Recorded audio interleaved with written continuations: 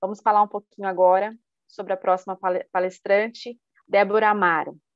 Ela é acadêmica de pedagogia e discente do Programa Institucional de Bolsas de Iniciação e a Docência, bacharel em teologia com formação em missões, é voluntária no Projeto Nova há 3 anos, onde desenvolve atividades com o público infantil. Palestrante e autora dos livros Meu Corpo é Meu Amigo e Estrelas na Cabana. Em coautoria com Viviane Vaz, ambas trabalham a temática da prevenção ao abuso para as crianças. O título da palestra será Criança Vítima de Abuso e o Papel do Professor. Débora, boa noite. Olá, boa noite. Todos conseguem me ouvir? É um prazer estar aqui com vocês e partilhar um pouco desse conhecimento, né? A gente aprendeu muito com a Cristiane sobre o que é a educação sexual e é muito legal falar sobre isso porque vai desmistificando muitos tabus que as pessoas têm sobre o assunto, né? E também com a Selma sobre a importância da arte nesse diálogo com a criança. E agora comigo nós vamos conversar um pouco sobre a criança vítima de abuso e o papel do professor. O que eu posso fazer se uma criança chega para mim e relata que sofreu ou está sofrendo algum abuso, né? Papel do professor a gente pode abranger aí para todo aquele que está no cuidado com a criança. Então, pode ser um pai, uma mãe, um tio, em qualquer outro ambiente que você está em contato com as crianças, como lidar, não é?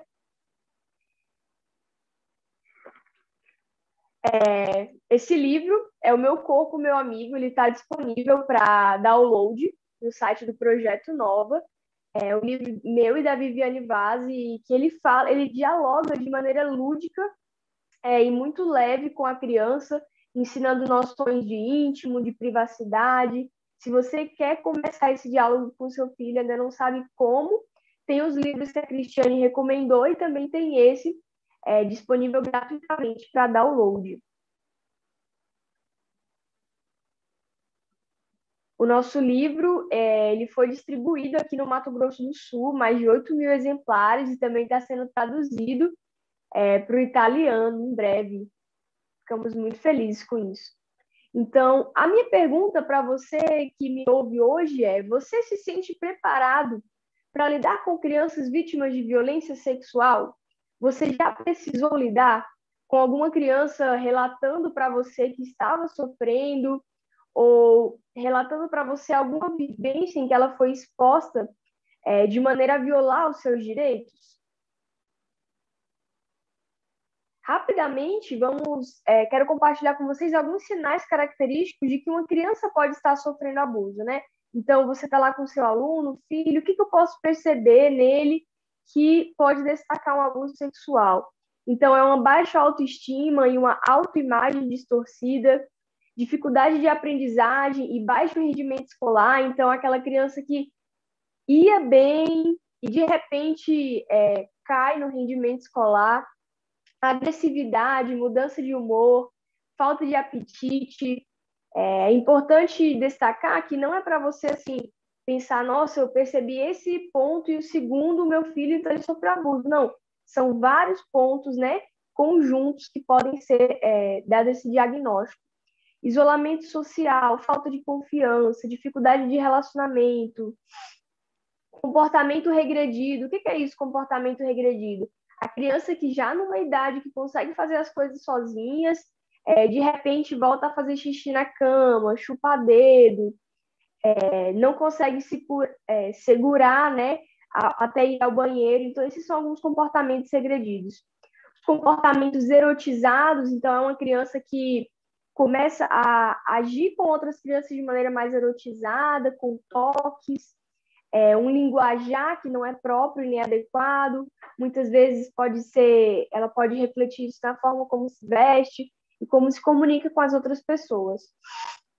Medo sem razão aparente de pessoas específicas, cobrir excessivamente o corpo, tentativas ou ideação suicida. Então, esses são alguns pontos para nós ficarmos atentos. Então, na noite de hoje, rapidamente com vocês, eu quero destacar esses 3 pontos. Se vocês saírem daqui lembrando deles, vai ser de grande auxílio para vocês. Então, esses pontos são uma escuta atenta, um acolhimento e a ação. É o tripé de como o professor pode auxiliar essa criança. Então, o nosso desafio é transformar o ciclo de violência e omissão em um ciclo de esperança.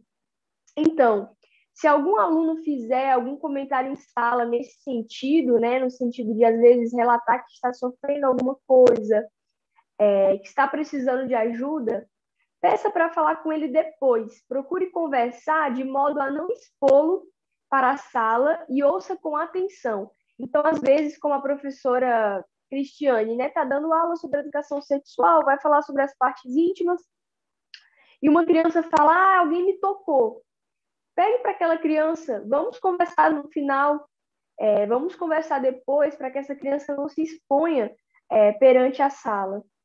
A criança chega para você, ou você está suspeitando de que a criança está sofrendo abuso sexual. Você vai chegar nela e falar, foi o seu pai que tocou em você na sua parte íntima?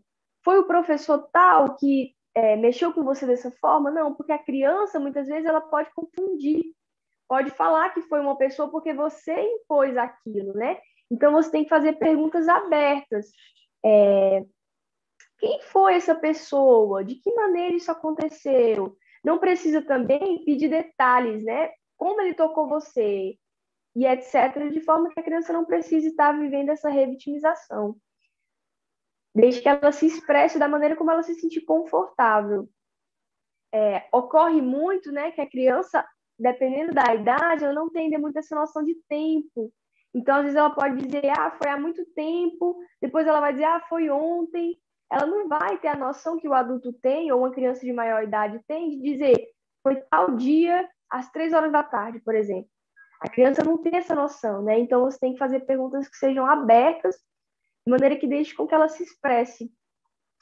Se ela ainda não souber se expressar muito bem, ela pode desenhar, né? A nossa palestrante anterior também falou que esse papel é fundamental, de fundamental importância que seja alguém com especialização, capacitado, um psicólogo, né?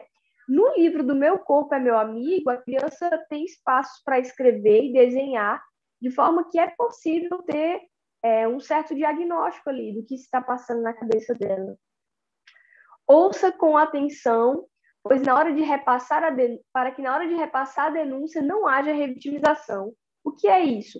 A criança relatou para você que sofreu um abuso, aí você vai levar ela, por exemplo, até o coordenador e dizer, fala para o coordenador o que foi que você me falou. Não, jamais, isso vai revitimizar essa criança. Você, a partir da escuta que teve dela, é que irá repassar essa informação. A criança vai precisar falar de novo? Possivelmente na escuta especializada com os órgãos competentes, mas não é bom que seja ela que fique repetindo a cada vez que for contar para alguém, né? O segundo ponto é o acolhimento. A criança me falou que está passando por alguma situação, eu percebi alguma situação, e aí, como que eu posso acolher essa criança? A criança trouxe para mim essa demanda, esse apelo. Então, assim, um ponto mais genérico procure desenvolver com seus alunos, ou seus filhos, ou os alunos da SEBD, se você é professor na igreja, uma relação onde há segurança, afeto e respeito. Isso vai facilitar que eles se sintam à vontade para contar com você. Então, quando o professor desenvolve essa relação afetiva, onde tem diálogo, onde você não conversa com a criança só para passar um conteúdo, mas você compartilha da sua vida com ela compartilha da sua vida com você, muito provavelmente será você quem ela irá procurar quando precisar de ajuda, quando precisar contar. Então, a criança precisa ter, especialmente com os pais, né, esse ambiente de saber que pode chegar num adulto, relatar sobre algo que aconteceu e não vai ser punida ou desacreditada. Um ponto importante, né, muitos pais, por também não terem tido educação sexual, qualquer demanda nessa área que a criança traz, ela é repreendida. Então, por exemplo, aquela criança que está nos anos iniciais, se conhecendo, começa a tocar nas suas partes íntimas, o pai fala, não, isso é errado, não pode fazer isso, olha o que você está fazendo. Ou seja, o pai criou um bloqueio com a criança em relação à sexualidade dela, de modo que, se alguém tocar nela ou fizer algo assim, ela vai ter um receio de chegar até o adulto com medo de ser punida. Então, é preciso ter esse ambiente de diálogo e acolhimento. Em respeito pela criança e para preservá-la, não saia espalhando a sua história. Saiba a quem recorrer e seja discreto. Então, evite ficar falando, seja para terceiros, outros professores, colegas, enfim, de modo que esteja expondo a criança, né? Explique, essa parte é muito importante, e deixe claro que se algo aconteceu, a culpa não é dela.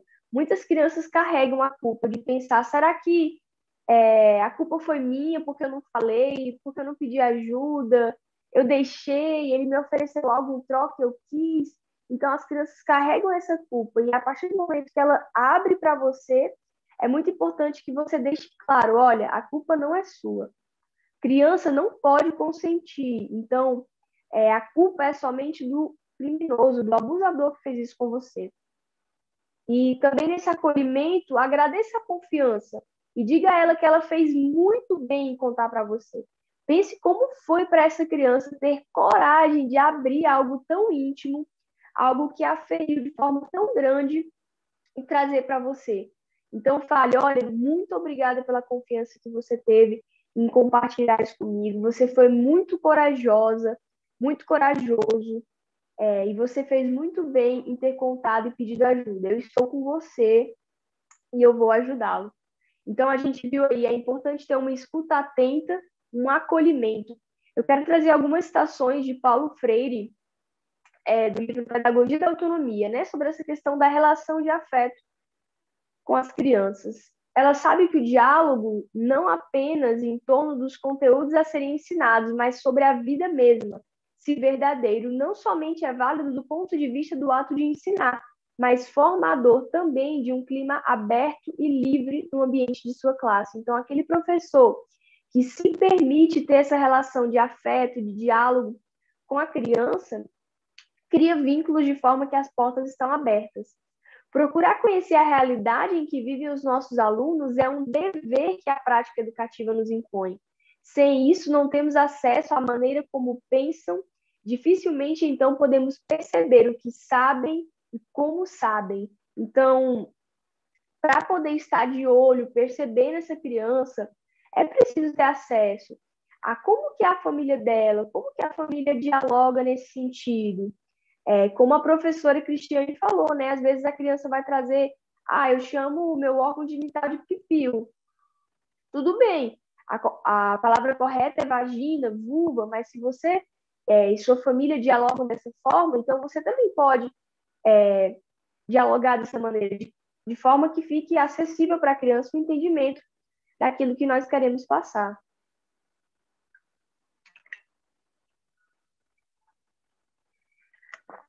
E agora a parte tão importante quanto as outras, né? Que é a ação. Então, aproveite as oportunidades para ensinar os seus alunos que existem partes em nosso corpo que são íntimas, enquanto crianças não são lugar para carinho e nem brincadeira.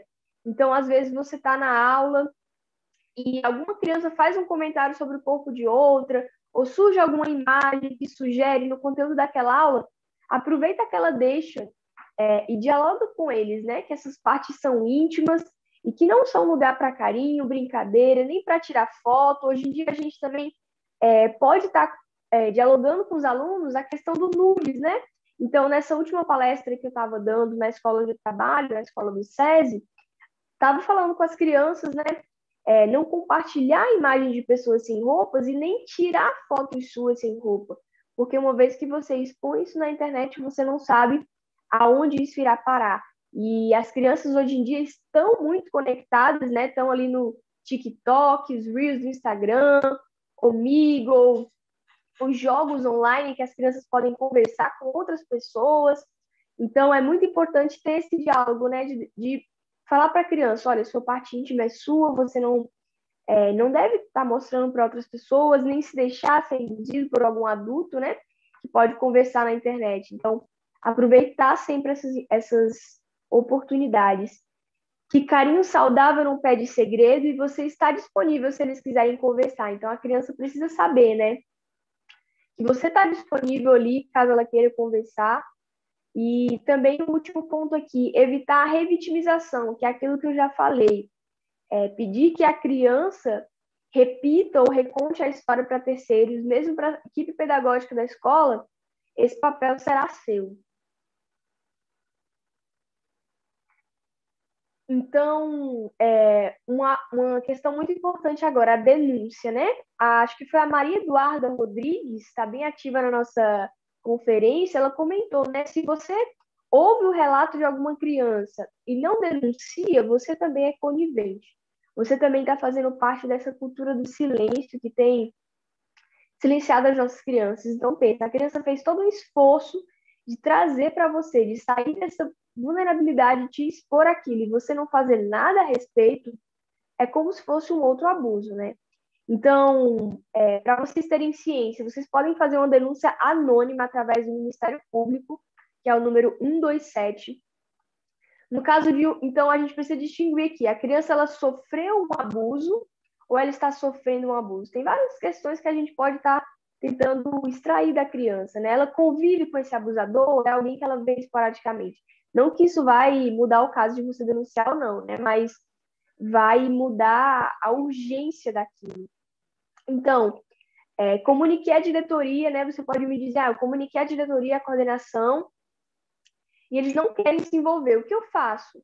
Você pode fazer uma denúncia anônima ao Ministério Público, ao Conselho Tutelar, ao Disque 100, e esse ponto é muito interessante. O Disque 100 agora ele tem um WhatsApp, esse que está na tela para vocês. Nele vocês podem enviar fotos, provas, e eles, assim, vai pedir algumas informações da vítima e do agressor, mas o ponto mais importante que ele vai pedir é o endereço onde essa criança está morando. Você pode fazer outra pergunta, né? Eu posso denunciar sem a permissão da família? No caso, muitas vezes, do agressor ser o próprio membro da família, né? Então, eu vou dizer para você, não baseado em achismos, pessoas da área recomendam, você deve. É da vida da criança, é da vida de uma criança indefesa que nós estamos falando. Eu estava numa live essa semana e surgiram algumas perguntas, né? Que são da relação da igreja com o abuso. Muitas vezes existe o medo de denunciar e manchar o nome da igreja. Então, assim, são duas coisas para ser colocadas numa balança, né? A reputação de uma instituição ou a vida de uma criança. O que é que nós vamos escolher? Então, a mesma coisa, e o meu nome, né? E se o meu nome for parar lá na roda e tiver retaliações, então, assim, tudo isso são coisas que a gente pensa e pondera, mas, em primeiro lugar, deve vir a criança, né? Que está passando por essa situação. E se a criança estiver mentindo? É uma grande dúvida. E se a criança inventou, né? Porque, assim, é importante a gente saber que a criança não tem repertório para dizer, inventar um abuso sexual. Pode acontecer de ela, por exemplo, viu algum conteúdo pornográfico na internet e confundiu alguma coisa. Mas, ainda assim, o fato dela ter tido acesso à pornografia é também uma forma de abuso sexual. Mas, assim, na dúvida, o Ministério Público e o Conselho Tutelar vão investigar. Duvidar pode custar muito caro.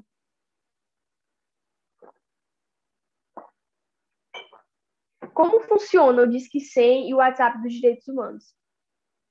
Para realizar uma denúncia através do WhatsApp do Disque 100, a informação mais importante é endereço.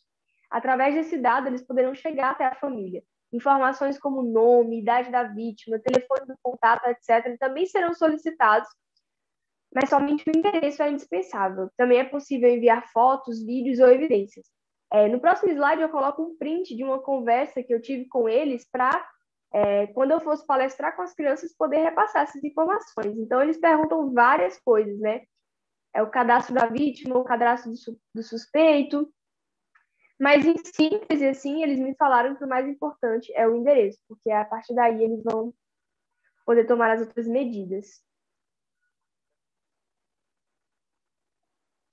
Então, esse é o meu convite para você que está conosco até aqui, né, que participou tanto do dia 20 como do dia 27, seja você professor, acadêmico, estagiário, psicólogo, coordenador, pai ou mãe, seja você quem for, seja um aliado na defesa das crianças. Tenha escuta atenta, acolhimento e ação, porque com isso você poderá tanto prevenir crianças do abuso como transformar aquelas que talvez já tenham passado por isso. Então, uma frase que nós gostamos muito de ressaltar é: transformar o começo de uma história é transformar a história inteira. Muitas dessas crianças que passaram por violência na infância tiveram partes daquela infância amputadas, mas a história toda não está perdida, a vida não está perdida. É possível transformar essa história, e transformar o começo dela é transformar a história inteira. Muito obrigada. Que lindo, que oportunidade que temos aí, né, de poder fazer a diferença, fazendo a denúncia, tendo esse conhecimento de que isso é possível, salvar a vida de uma criança. Muito obrigado. Deus abençoe a todos vocês e também a todos que participaram dessa webconferência nacional em prol do Maio Laranja. Até a próxima e esperamos poder continuar fazendo a diferença na vida de muitas pessoas. Deus abençoe. Estudos recentes apontam que 85% das vítimas de abuso sexual na infância desenvolveram alguma doença emocional na vida adulta, como depressão e ansiedade. 1 a cada 5 vítimas tentou suicídio. A FUNASP, através do Projeto Nova, existe para cuidar dos sobreviventes e transformar essa triste realidade. Oferecemos tratamento psicossocial e fortalecimento de vínculos para vítimas e suas famílias. Quando você doa, está devolvendo a alegria da infância que foi roubada. Mais de 150 vítimas já foram resgatadas diretamente e mais de 500 pessoas tiveram vínculos familiares restaurados. Estas ações são mantidas apenas por doações e trabalhos voluntários. Nos ajude a proporcionar uma nova oportunidade de vida para mulheres e crianças.